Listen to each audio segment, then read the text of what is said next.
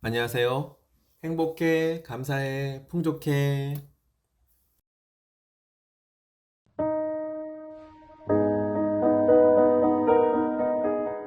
노년의 파블로 피카소가 스페인의 한 카페에 앉아 냅킨에 그림을 끄적이고 있었다.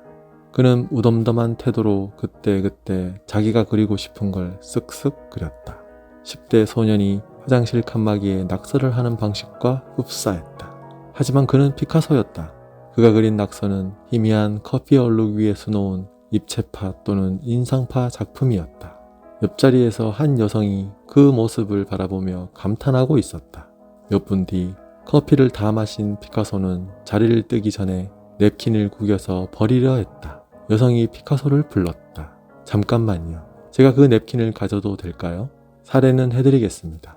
피카소가 답했다. 물론이죠. 2만 달러입니다.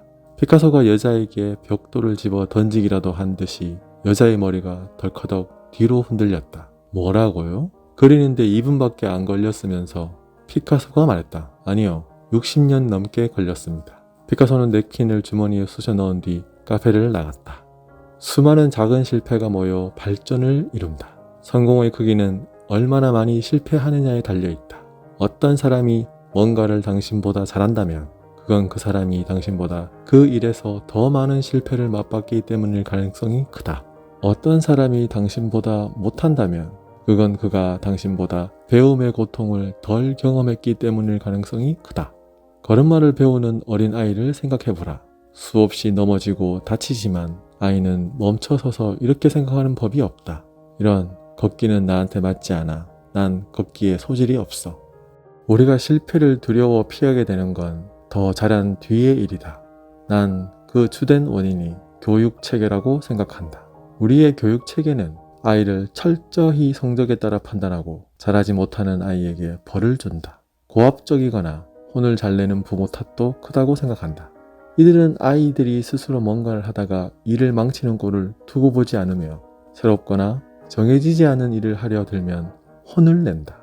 마지막으로 대중매체는 엄청난 성공담을 끊임없이 내보내지만 정작 성공하는 데 필수적인 수천 시간의 단조로운 연습과 지루함은 보여주지 않는다. 대부분의 사람이 어느 시점이 되면 실패를 두려워하게 된다. 이때가 되면 사람들은 본능적으로 실패를 피하고 눈앞에 있는 것이나 이미 익숙한 것만을 고수한다. 이런 태도는 우리를 제한하고 억압한다. 어떤 분야에서 진짜로 성공하려면 실패를 기꺼이 감수해야 한다.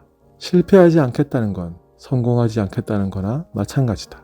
실패를 두려워하게 되는 건 엉터리 가치를 선택했기 때문인 경우가 많다. 예를 들어 모두가 나를 좋아하게 만들기라는 기준으로 나 자신을 평가한다면 난 불안에 떨게 될 것이다. 왜냐하면 실패가 내 행동이 아니라 타인의 행동에 의해 100% 규정되기 때문이다. 따라서 나의 자존감을 다른 사람의 판단에 맡기는 꼴이 된다.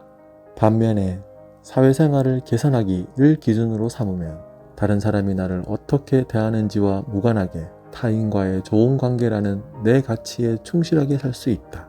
이 경우에 내 자존감은 나 자신의 행동과 행복에 의해 결정된다. 엉터리 가치는 우리의 통제 밖에 있는 구체적이고 외적인 목표를 포함한다. 이런 목표를 쫓다 보면 엄청난 불안에 시달리게 된다. 이런 목표는 설령 성취한다 할지라도 남는 건 공허와 허탈 뿐인데 일단 달성하고 나면 더는 해결해야 할 문제가 남지 않기 때문이다.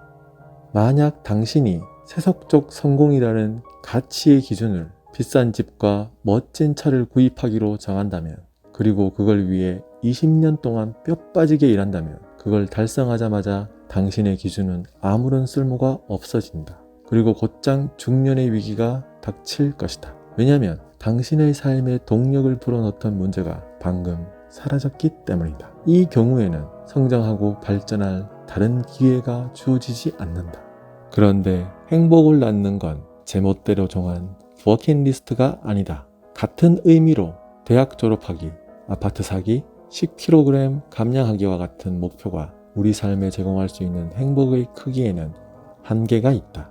단기적인 이익을 추구할 때는 이것도 도움이 되겠지만 인생의 방향을 결정하기 위한 지침으로는 턱없이 부적합하다.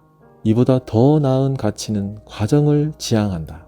정직이라는 가치를 실현하기 위한 기준인 타인에게 나를 솔직하게 표현하기라는 과제에 완결 같은 건 없다. 이것은 계속해서 주의를 기울여야 하는 문제다. 모든 새로운 대화와 새로운 관계가 솔직한 표현을 하기 위한 도전이자 기회다. 이 가치는 일생 동안 끝없이 계속되는 과정이다. 피카소는 평생을 왕성하게 활동했다. 그는 90세가 넘어서까지 죽는 날까지 그림을 그렸다. 그의 기준이 유명해지기나 예술계의 부호가 되기 혹은 그림 천장 그리기였다면 어느 순간 열정을 잃고 불안과 회의감에 무릎을 꿇었을 것이다. 또 그렇게 수십 년에 걸쳐 그림을 그리며 작품 세계를 넓혀 나갈 수도 없었을 것이다. 피카소가 노년에도 카페에 앉아 냅킨에 그림을 휘갈기며 재미를 느낄 수 있었던 이유, 그것이 바로 그가 성공한 이유다. 피카소가 중요하게 생각했던 가치는 단순하고 소박하며 끝이 없는 것이었다. 그 가치는 바로 꾸밈없는 표현이었다. 그가 냅킨에 휘갈겨 그린 그림조차 가치 있는 이유는 바로 그 때문이다.